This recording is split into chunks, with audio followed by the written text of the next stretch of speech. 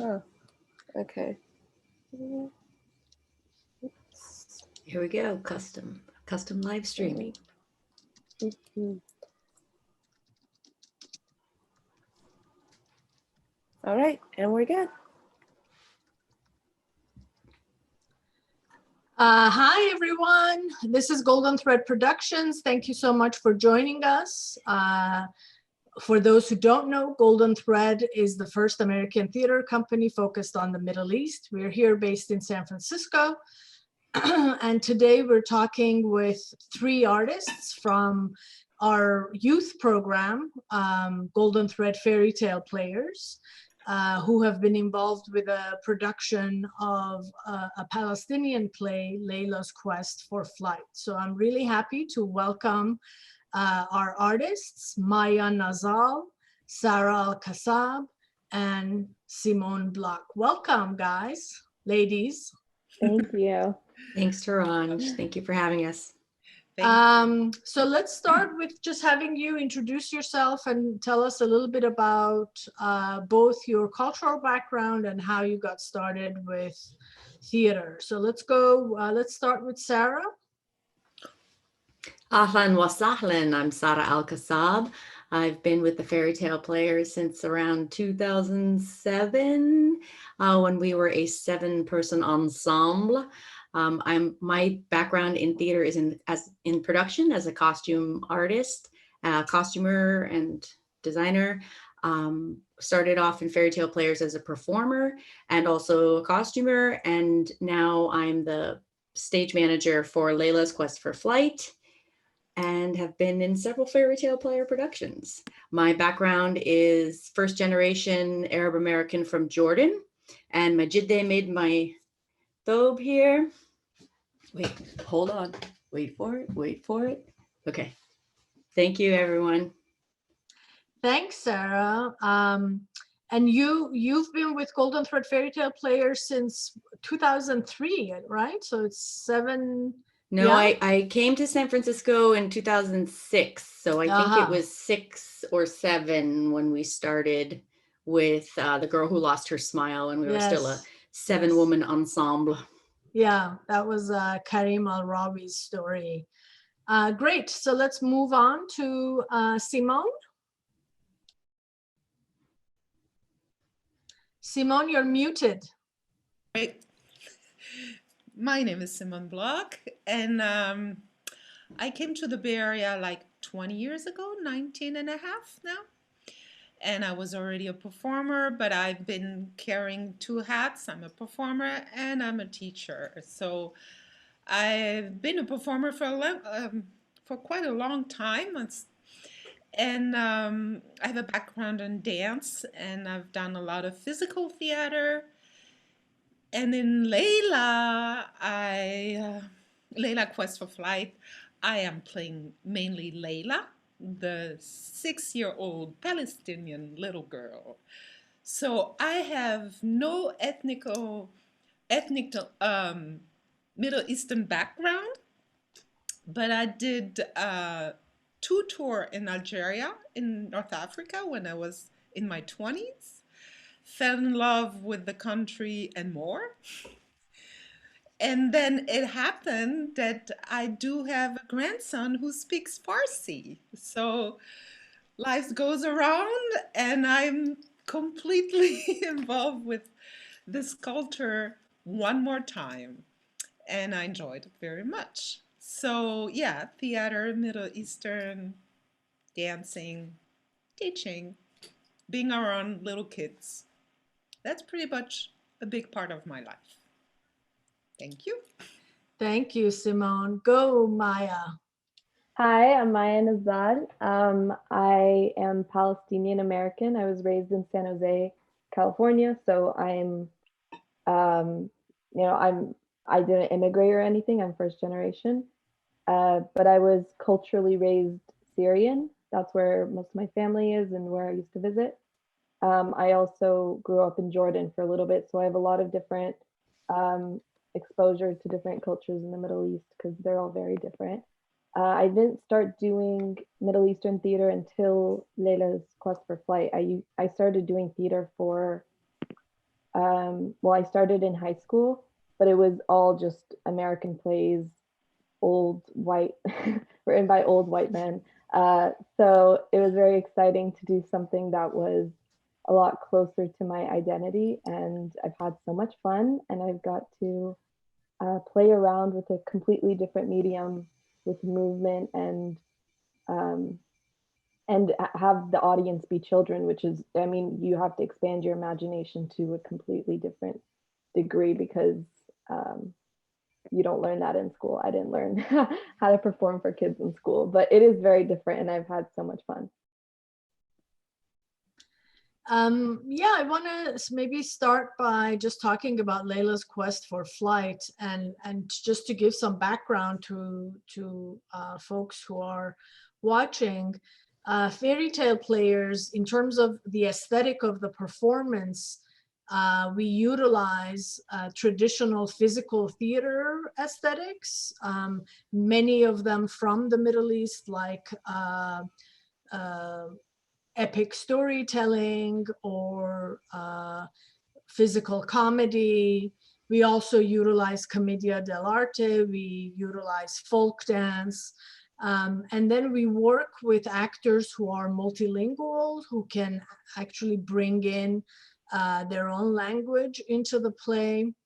The play is about 30 minutes long, and it's performed by two actors who often have to perform many, many different parts. Back when Sarah started, we had a 7-member ensemble, and each actor perhaps performed 1 or 2 parts. But now these two actors, Maya, how many parts do you play in Layla's Quest? I think I play over 10. Over 10, yes, like maybe 12, I think. Yeah. And so Layla's Quest is the story of a little Palestinian girl who wants to become a pilot. And it's not until she has to prepare for going to school when she goes to the optometrist and is told that she doesn't have 20/20 vision.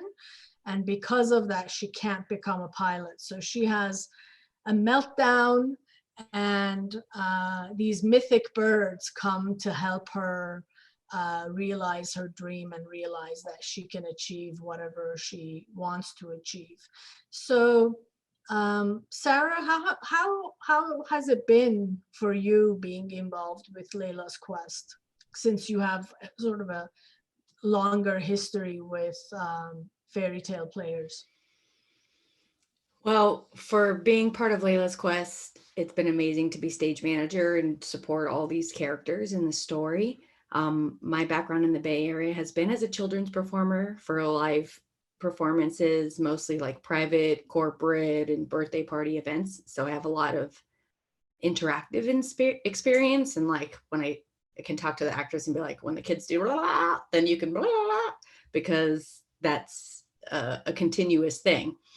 For me, it's been wonderful to be part of Layla's Quest for Flight, because it's always wonderful to see somebody who looks like you or sounds like you in a show as a child. Just represent, like we said, representation matters, but specifically, we don't have a story focused on someone from the Middle East. We're usually a side character or an anti-character. So it was really nice to center, our little girls. Others? Maya, Simone? Wow, it's been such a pleasure to be in Layla Quest for Flight. So I had 3 mothers. Maya is my last mother. They're all pretty much younger than I am. I am a grandma.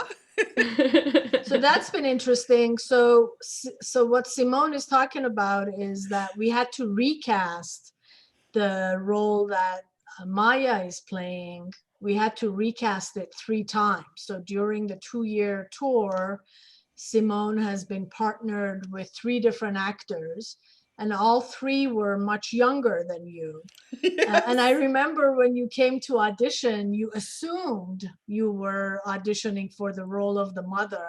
And then when we cast you for Layla, you were surprised. Talk about that a little bit. Yeah, well, I am not 6-year-old little girl, but it's been such a pleasure. It's been a treat for me. And I must say that I had a couple times where I had to play an old man in the evening in a show, completely different, twice, two different theater production. And in the morning, I was the piggy tail little Layla, jumping all over the place and rolling and doing all those things. As an actor, it's such a pleasure to be able to switch from one character to another and to be there. I mean, it's not completely superficial at all. I mean, I have to go into the character, and it's been a treat, really. I enjoyed very much. And it's Um, very physically demanding for you, isn't it? Because you have to tumble and do cartwheels. What else do you yeah. do physically in And roll around on the ground like the rolling patundera. And I remember always sweeping jumping. for tundera. Yeah. Yeah, because otherwise I may get hurt. Yeah, Um, it's 30 minutes of action-packed performance, really. And I just want to interrupt as the stage manager. Not only are Maya mother and Simone Layla, among many other characters, but they also play within the construct of our fairy tale players show. We always have players, as though we're a traveling band of players and we're going to put on this and many other shows for you. So Maya is also player one in all of those responsibilities, and Simone is player two in all of those responsibilities and the characters that come along with it. and I That's play right. an old man in the show as well. You play an old sheikh. Yeah, Yeah, yeah, and yeah. I How enjoyed. about you, Maya? Jump in. So I joined, it was definitely different for me because I joined after there had already been two um, people cast as mother and player one. So it was difficult trying to navigate it to make it my own, but also to carry the same energy and movement because it is the same show. You know, even if I bring my own thing to it, we alter the script a little bit, but it's Leila's quest for flight. So I wanted to make sure that I carried that through. So it was a little bit more, I feel like rehearsals were more tailored for me than for Simone. You know, Simone had been doing it for so long. Um, but it wasn't too hard. I feel like we had such a great chemistry, all of us, and rehearsals were so playful. I mean, we just got to experiment, and I feel like with touring, especially with going to schools, you learn so much as you go. It's so different than performing on one stage. With this being a traveling group of players, it's like, I mean, your skills are challenged for real. It's You have different spaces, you have different audiences, you have different ages, and kids are a tough crowd. I mean, um, they can be laughing the entire time, which can be great, or they can be laughing the entire time and it can be horrible. So it's you really get to um, challenge yourself and how focused can you be through this entire thing while playing like 10 plus characters and being vocal and moving around. Yeah. in a different spot every time. Yeah. Yeah, I Yeah. call it vaudeville boot camp. I want to say two things. First of all, I want to emphasize the chemistry, and it happened that uh, Maya and we worked together before, and it was reverse. I was playing her grandmother, and we were dancing together. So that was Yeah, that was interesting. great. So we already knew each other. Yeah, that We was. were working on my cousin's short film. So it was honestly so great to see Simone. And I had already known that Simone was doing this show. And I remember I was like, oh my gosh, like Golden Thread Productions, I need to get involved. And like Simone, like a star. Hi. I was like starstruck. But then I got involved. It was honestly full circle, definitely. And the other part, I want to emphasize also that it may be a kids show, but it's for everyone. And I as a performer and as the player, I'm able to look at everybody in the room, and I'm telling you, everybody is reacting and laughing and sometimes making weird faces. The teachers, the parents. We played also for elderly people. Everybody is having fun. It's really a beautiful show. I'm gonna say that over and over. It is a beautiful show. I'm glad you brought that up, Simone, because I think that playing in the senior center was one of my favorite shows that we ever did. There was so many technical challenges, but that show was really rewarding. That's an experiment we did to see. We did an outreach to elderly housing facilities to see if, you know, a children's show would appeal to them.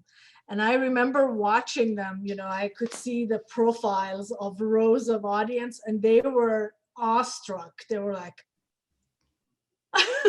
They were engaged. They loved it. They were absolutely engaged. It was, I expected some people falling asleep or losing interest, even walking away, but they didn't.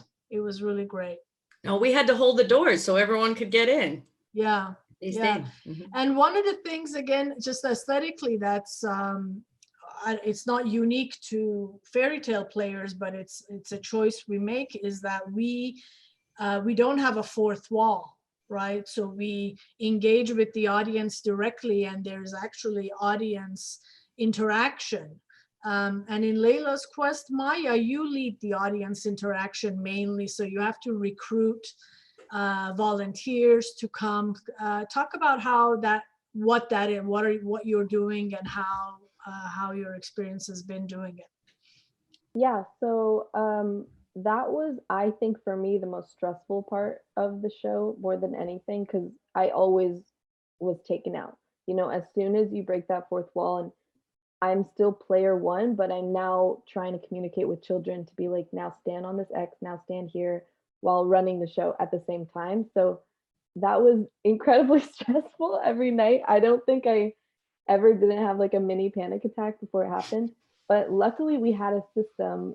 Me and Sada had we all had a system, but Sada would kind of pick them before we do it before.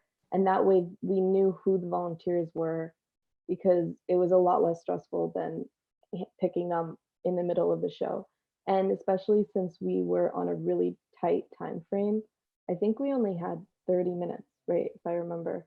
And yeah, these kids were, everyone wants to volunteer, obviously. So yeah, but it was, I think that is what made the show, is that the kids are involved. The interaction is what gets them so hyped.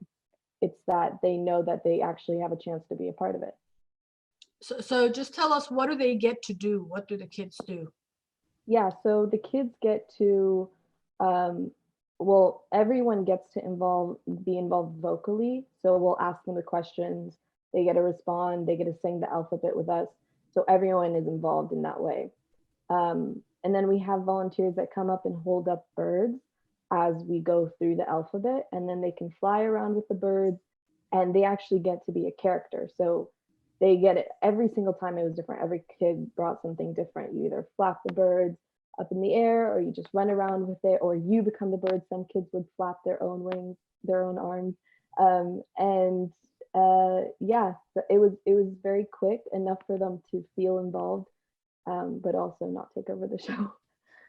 Yeah, I have to say that as a viewer, one of the most gratifying moments in the play is actually, for me, is when kids repeat the Arabic alphabet, because I feel that by itself, learning the first 7 letters of the Arabic alphabet and feeling comfortable with that, including kha, which is tough for English speakers, like that feels like such a triumph to me, you know, and breaking of barriers and stereotypes. One other thing in the performance is that at the end, both of you actors, Simone and Maya, wear these giant bird wings, right? Costume pieces. And Simone, you have to turn as the kids circle around you. What is that challenge like? Well, it reminds me another challenge I had when I was in another theater company, a theater company, where I was wearing mask, so I could barely see. And my challenge was to not hurt the kids. This time I could see, so it was not as challenging, but still, I have to be really careful that I'm not hurting anybody with my big wings. So I bring them towards me and I peek out so I can see that I'm not hurting anybody with either my wings or another part of my body. But yeah, of course, I have to be very vigilant and be sure that I'm not hurting anybody, and then they having fun. And most of the time, they do. Maya is the one who's leading the circle, so I rely on her as well. Have there ever been instances where you were a little like you had to pull the kids away or something like that? I don't recall something like that. I'll speak No. up on that one. There's only been one instance where there was maybe a kid who didn't know to follow out, and I had to pull them over to come sit back over here with me wherever they were holding on the edge of the stage. Mm-hmm.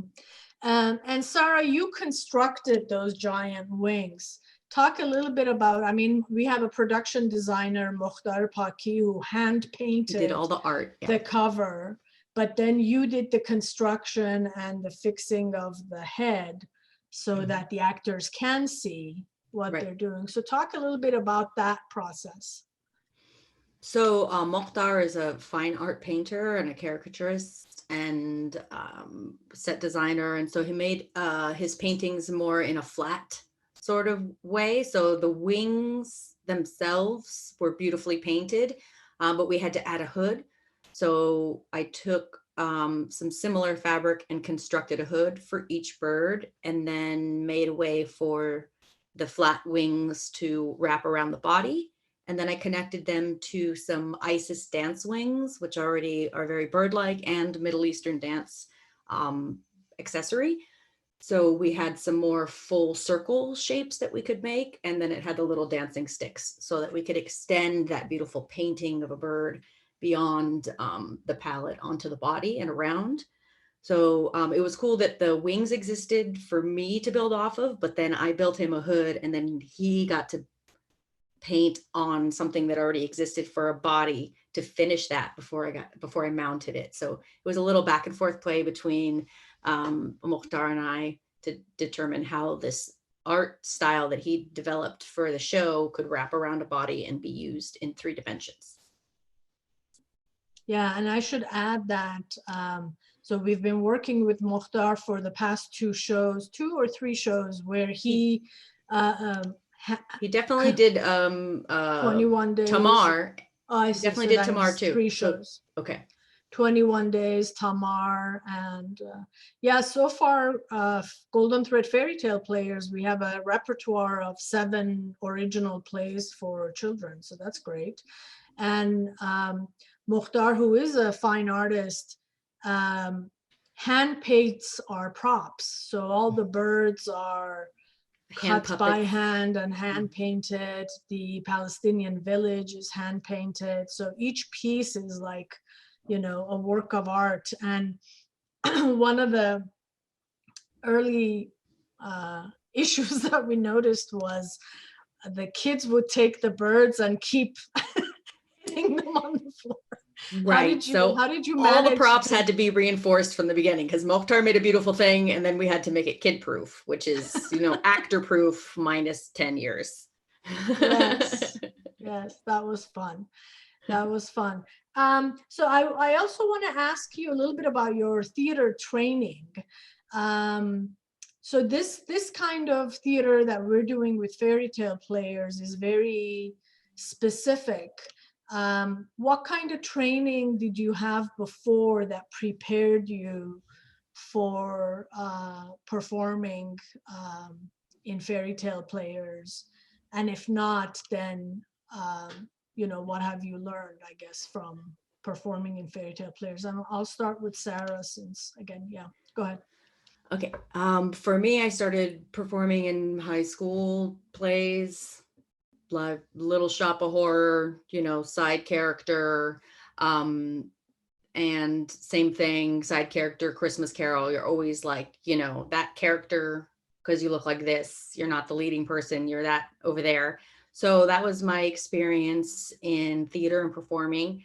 So I was like, okay, I would rather participate in something that I can make that is for everyone. So I trained as a costumer.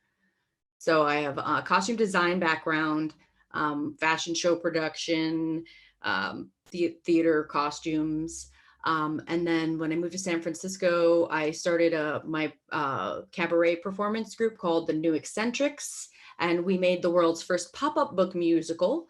So it was very interactive, kind of a street show kind of thing. I worked with the New Old Time Chautauqua, which tours underserved communities that don't get live performance.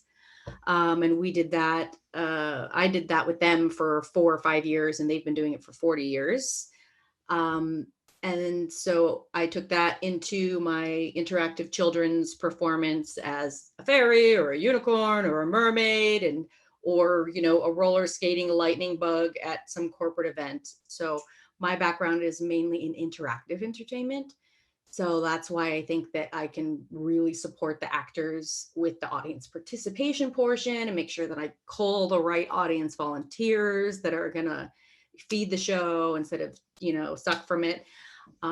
So yeah, that's my background. I mean, we don't get to do that kind of interactive performance right now unless it's through the screen. So I'm glad that we still get to make this for Layla. Yeah. Simone, how about you? Oh, well, performing. I started performing when I was a little girl as a ballerina. Then I joined a theater group in middle school, and I'm still in contact with the student who was leading, and he's a professional actor, musician, director, and professor in France. Yeah, I forgot to say I grew up in France. It's maybe important to say that. and um, and then uh, and then I joined different theater groups, different theater schools, different dance schools. Yeah, I have a background in dance, which allows me to become a physical theater quite easily. And you also mentioned street theater. Yes, so What that's is what I that was like? saying. So what happened is when I came here almost 20 years ago, unfortunately, I came with an injury, so I had to change my plans because I wasn't very. I could barely walk, but I did manage to perform and to join a physical theater group called Sun and Moon Ensemble, and I with big puppets and maskies, and I did a lot of street performances. We had a residence for a year in the Yerba Buena's garden, so I really did a lot of parades, a lot of interaction with the kids, but not only the kids, adults as well. I've done things with adults when I was in Avignon in France. You have to kind of when you do parades to attract the people so they come see your show. So I've learned a lot by doing that because, as I say, I had sometimes masks I could barely see, and I had a little kid coming next to me, and I had no idea that he was right underneath me. I haven't killed anybody, so I'm good. But I had so much fun doing that. It's something that I had not done in the past, and I realized I love interaction. I also have done a lot of with another group that doesn't exist anymore. It was called Blue Heart Planet. I did a lot of interactive theater with MAP and the Mission. It's a long time ago. It's like 15 years ago, 16 years ago, 17 years. To me, it seems like yesterday, but that's okay. But I learned to do things in an interactive way, which was not my training. I was more classic. I mean, always very physical, but not so much with interaction. So I learn by Great. doing. And Maya, you talked about just having a, I don't know, a regular theater training. Talk a little bit about what that means, and then how do you have to, what's challenging about fairy tale players? Yeah, so I have, I guess, like the cookie cutter, I guess, theater training. I got my BA at San Francisco State University, and then I trained in New York for 3 months at Stella Adler. And I mean, I feel like I've always said this, school, I feel like art and school, for me personally, they don't mesh. And so everything I learned, it lives inside of me and it aids me. But um, when you're doing a show like Leila's Quest, it's really your imagination, and you can't train your imagination in school. You can strengthen it by, being more creative in your days. But I don't think necessarily that my training is the reason for my performance in Leila's Quest, in any whatever that performance is. But I do have to say that specifically at Stella Adler, we had clown classes, movement classes, voice classes. So I did have to pinpoint what my weaknesses were, and I saw them when we were rehearsing. I saw my energy, and I have to be bigger than life, and I have to, move in a different way. And I think that if I hadn't done the training, I wouldn't have been able to notice those moments where I was like, oh, I have to work on that. But I didn't like refer to my books or anything to fix those issues. I think I think it's always experience. And so for me, my greatest training, maybe this is just in my head, but I think my greatest training was in high school and just being able to do shows. And I was lucky enough to go to a really diverse high school that allowed me to have the opportunity to play leads and strengthen my performance skills. Mm-hmm. Mm-hmm. I wanted to add something that because I'm talking about diversity. Well, I had mentioned I did 2 tours in North Africa. I learned a lot about a lot of things, but actually that's where I learned the most about interaction because we had so many unexpected events happening during the shows. It was quite something because like what unexpected events? Oh, well, one time we had the army coming, being on stage, or people crossing the stage like nothing happened, or one time we had a fight of the technician, how do you call that? Being recorded. I mean, not recorded, being heard while we were playing on stage. So we had, each time we were like gathering and saying, okay, what if this and this happened? Each time we had a new thing happening that we were not prepared for. And the other thing I wanted to say is that I also work in the Japanese theater in Paris, as well as here as Theater of Jugend. So I have different also training. Well, while we're talking about diversity and representation, I know that when I came to the US when I was 14, and there really wasn't much children's programming that had any meaningful Middle Eastern content.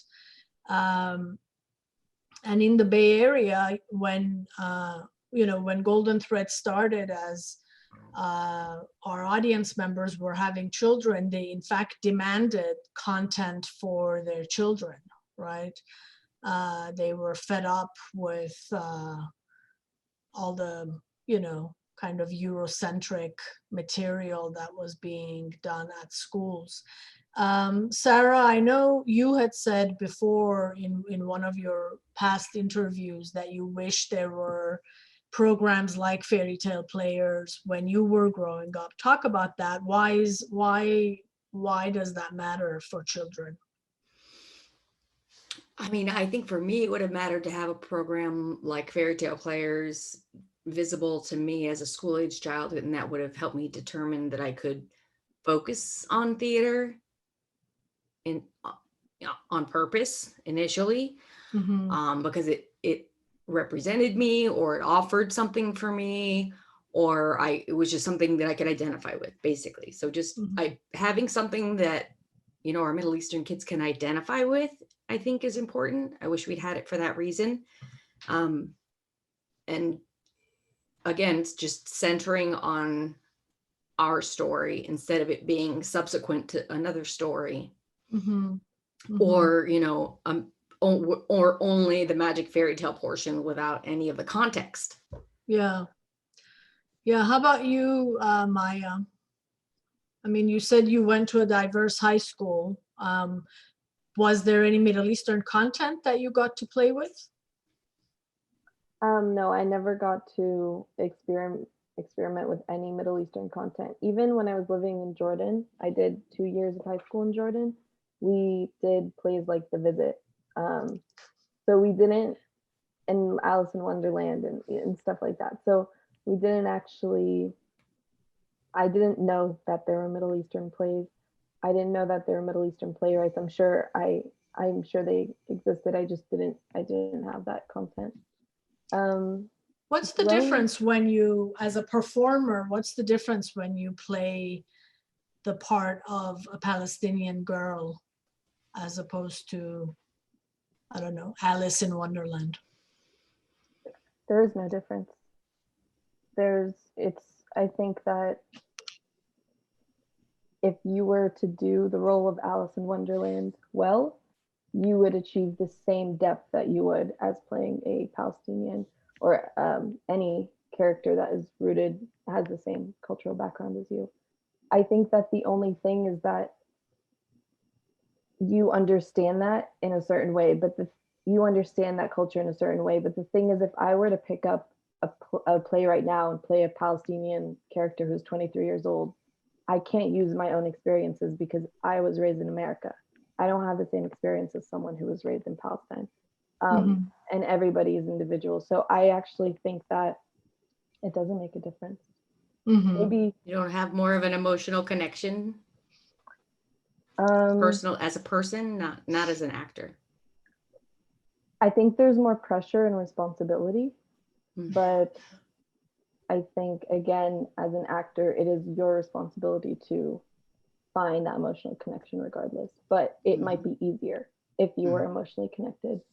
I don't know. I think it's very specific to a person and how involved they are, because someone could pick up a role, someone who was raised in Palestine could pick up that role and do it probably in the moment because their emotional level is way higher than, I'm not going through the same thing that someone from Palestine is going through. And people in Palestine are even not going through the same thing as other people in Palestine. There's so many different experiences.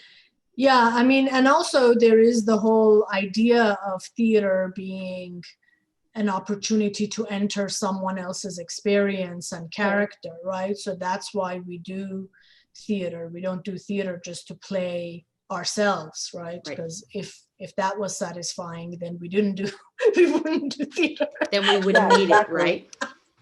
And you find yourself in the character. So obviously it's more fun to find yourself in a character that is similar to you. Yeah. I guess I'm looking at it more in terms of storytelling. Maybe Sarah, what is your take on this in terms of being able to tell these stories? I think it's good for everyone. I definitely had my only emotional moment as a stage manager when I was backstage and the whole audience repeated the entire first few letters of the Arabic alphabet. And I saw all the teachers look around at each other and be like, yeah, that was good. And I was like, this is important. And I had a little heart swell and I got all teary and I'm like, just getting ready for the next thing. So it's a good teaching moment that we get to welcome folks into this culture that otherwise have zero reference point. I mean, we're talking about how we have no content available for us. So that means that nobody else gets anything but what they see on the news. So it's a great teaching tool for everyone. Simone, anything you'd like to add? Well, I have a strange position because I'm playing this 6-year-old a Palestinian little girl. I am not Palestinian. I am French. I'm playing in English. I do say a couple things in Arabic, and because of my past, I did learn a little bit of Arabic, I mean, dialect in Algeria. So I did have an entry in the culture that was completely foreign for me, even though there's a lot of North African in France. There's also this dichotomy, like there's no really, I mean, it's changing a bit now, but people had no idea what it is to have this kind of culture, and there's so many prejudices and so many, can I say, like, as you say, a lot of things come from the media. It's very negative in general, or extremely simplify, you know, with Disney and things like that. You know, very simplified. So it's an honor for me, and at the same time, I keep saying it. It was a pleasure, a real pleasure, because sorry, go ahead, finish. it's just as I say. I mean, playing something else than you are, that's the treat, you know. We have an audience question. What is an audience interaction that filled you with joy or you could never forget? Who already said mine when they all said the alphabet. When they sang the alphabet, I just had like a sweeping moment where I was like, whoa, this is important right now. But there was some great little kid interaction. I'm going to go back to when I was Princess Tamar and Tamar Rescues Nazad the Brave show, when we performed at KZV school. So that's an Armenian folk play. Folktale, and I'm not Armenian, but I got to play Princess Tamar Rescues Nazad the Brave in front of an audience of Armenian children that know this story like Snow White and the Seven Dwarfs, that know all the characters in the story, they know all the words that we said, and they were so thrilled that we told their story to them. So that would be my best audience interaction. Yes, and they brought you flowers after the show. They gave me a sweatshirt for the school. They invited us back we did it twice there. Yeah. It was great. Yeah. How about you guys? Simone? How about it's the hugs afterwards. When we could hug. Yeah, that's what I was thinking. And the little kids go, can I hug you? And I'm like, so this is as the class is leaving. After, yes. We stand there and say goodbye to them. Yeah, we give them a Q&A after. We give them a Q&A right after, and then the Q&A never ends because they all want to hug Layla. And then some kids wanted to write and draw things. I don't know if it really happened, but they had the desire, but the hug. They do. Sometimes we receive thank you postcards from classrooms. Yeah. They're posted on our website. That's really. How about you, Maya? Any unforgettable audience interaction moments? Yes, I think this happened a few times, but whenever there's a Middle Eastern child in the audience, and it's never more than 2 or 3 kids, you can just see them shocked. They're shocked that they've been represented, and they don't even look at it as representation. It's just like, I know what that word means, you know. I know the alphabet, I can sing it to you right now. Feeling like, oh, I'm accomplished because I understand this, kind of like there's richness to that. And that was for me the best. That's for me the best part of the whole show, is reaching out to the Middle Eastern kids. And Palestinian kids were there too. Specifically, yeah. But all of them. Or street cred with their friends when they can tell what the language is, and they all know that kid speaks Arabic, so everybody gets to look at them and be like,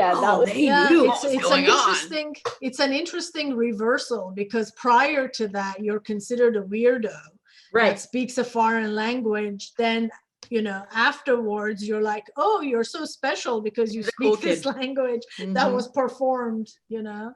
So there's a big reversal there.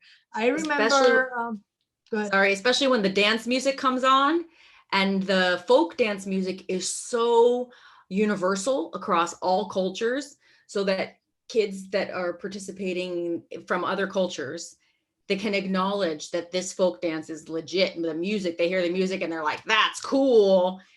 So the coolness factor is amplified for the kids that identified with the show, because everybody else who knows anything about their own culture or background can acknowledge that the music and the dancing was right on. Yeah, the kids thought we were very cool. We were super cool. We should acknowledge our choreographer, Lisa Tatiosian, who's been with Fairytale Players for a few productions now. I was just going to share that one day I was at my local Trader Joe's on Lake Shore back then. And this is when we were doing The Girl Who Lost Her Smile. And that is about, the name of the girl is Jahan, and she has lost her smile, and all these performers come to help her find her smile. And Jahan means the world. The world, yeah. And I was, at my local Trader Joe's, and then this little girl came to me and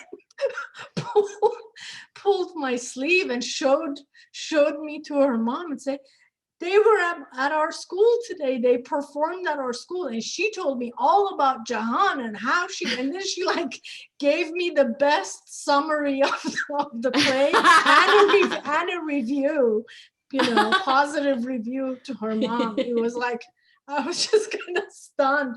And her mom said she hasn't stopped talking about it since she saw the performance. Awesome. Yeah. That's so good. That was great. So we should say that Layla's Quest for Flight has now become, or we have produced it as a radio play featuring Maya and Simone and Sarah as our stage manager. So that radio play will be released next week on November 10th, and you'll be able to listen to it for free anywhere that you get your podcasts. You can find a link to it on Golden Thread's website, goldenthread.org, or on your podcast services. So I'm just curious, after you've, performed 40 shows in person in front of an audience, then you had to do a radio play. What was that like? I think for me, I really enjoyed the radio play because I didn't have to worry about moving, and I didn't have to worry about my physicality. I'm always, that's what's on my mind. I feel like for performers, it's you have to make sure everything is on point. But this was just you just go. I mean, I don't know. I didn't watch myself. I don't know, Simone, if you watched yourself, but you guys watched us. We probably looked crazy. I feel like I was flying around the room, and I was up and down, and you're just not really self-conscious when you're doing it, which I really liked. I thought it's funny that you said you didn't have to think about moving, because you had to think about not moving too much away from your microphone. For me, I kept saying it was bittersweet. It was the grief of not tumbling, and we had to cut some part. And at the same time, it was a lot of fun. I really enjoyed. I like how do you say, voiceover and things like that. I really like to do this kind of thing, and putting all the energy in the voice instead of the movement. Yeah, we had to rein it in. We had to tell you, don't move your arms so much. You're used to tumbling on the floor. Yeah, well, I used to do all kind of things. Mm-hmm. And so I imagine it's tough in terms of timing, isn't it? Well, because when you learn your lines, you usually learn your lines with your action, and you kind of time it, right? Yeah, absolutely. And she's been doing it for so long in the same way that she hasn't separated the movement from the action. They're ingrained in her body. So that's why it's such a challenge. But yeah, so that's why we had rehearsals, because it does require some work. Mm-hmm. Yeah, but did it feel less satisfying because you weren't moving? No, it was actually very pleasurable. Mhm. I liked it a lot, as I say, but I really liked the show. Yeah. It Yeah. Yeah. was, I would say, we weren't performing for the kids. Yeah. We didn't have to do, like, when you're performing for kids, you have to keep in mind that you're performing for kids. So you have to do this, this, and this. But I felt like we were performing for ourselves. And that's why the performance, I think, we did a great job, was because it was just like me and Simone acting. Like, it was just me and Simone being these characters, and it was so much fun. We didn't have to think about anyone who was watching. But obviously, it's always better with an audience because you want to hear the response.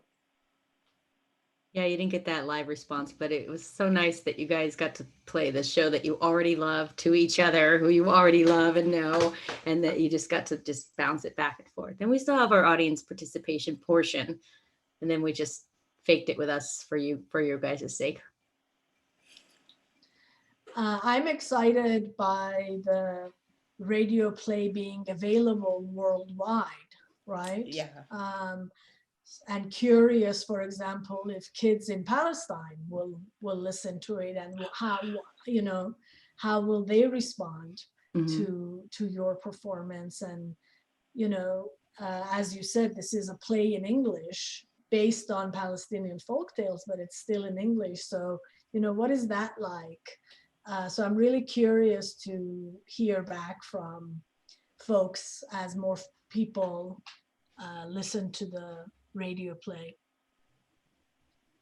Yeah, I have a question about that. I know you said it's going to be in podcast form, but will there eventually be a version on YouTube with our, like, maybe our slides of our illustrations or set design things? That's not in the plans, no, Okay. because we actually Fan have art, to. we'll have to make it. The release is limited, so our union contract limits our release time. So we're just going to focus on the radio play and Cool. not.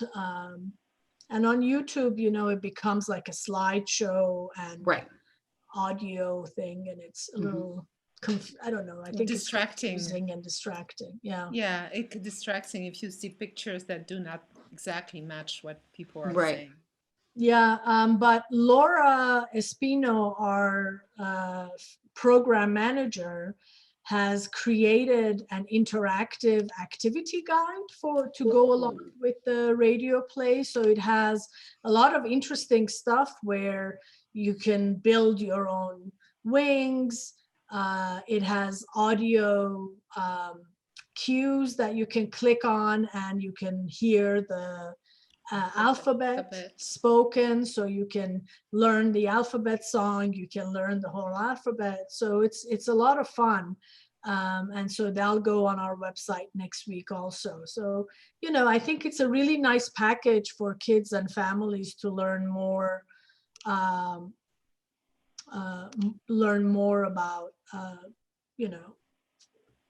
learn more about Palestinian folk tales and also, little girls. One of our audience members is asking, what theme or themes in Layla's quest do you think resonates the most with children in the audience? Who wants to jump on that? Okay, I'll go first. I think the hard work, do what you dream kind of thing for kids, like, don't let people tell you what you can or can't do theme. Yeah. Jump in, others. Go ahead. I was thinking of the fear in school. Yeah, the first day of school. I remember myself, and I've seen other kids, the anxiety of going into school and not knowing what's going to happen. I remember that very, very well. Long time ago. Yeah. I think the biggest theme that I think resonates with the kids is follow your dreams. What Sada said. Yeah. I think that was I think that's what they grasp onto the most.